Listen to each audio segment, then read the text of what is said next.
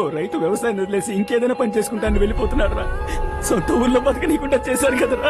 ఎందుకురా ఏ గవర్నమెంట్ వచ్చినా మన ఊరికి మాత్రం ఏం చేయడం లేదు. చేసింది బాబు.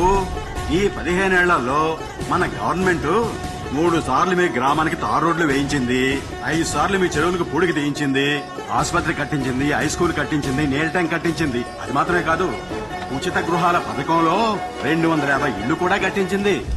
సార్ మీరు చెప్పేదేవి మా గ్రామానికి రాలేదు సార్. రాలేదని నువ్వంటున్నావు, కానీ వరుసగా 3వ సారి కూడా ఎమ్మెల్యేగా మీ నియోజకవర్గానికి ఎన్నికయ్యారే శివప్రసాద్. ఆయన చేసినట్టు రికార్డులో ఉందే. ఇదిగో బాబు కాపీ.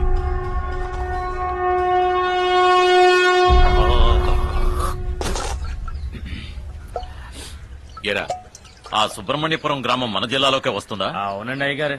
స్కూల్ కూలి 25 మంది పిల్లలు చచ్చిపోయారు కదా, ఆ గ్రామానికి చెందిన వాళ్ళే వీళ్ళు. ఓహో, ఆ గ్రామానికి చెందిన వాళ్ళ మీరు?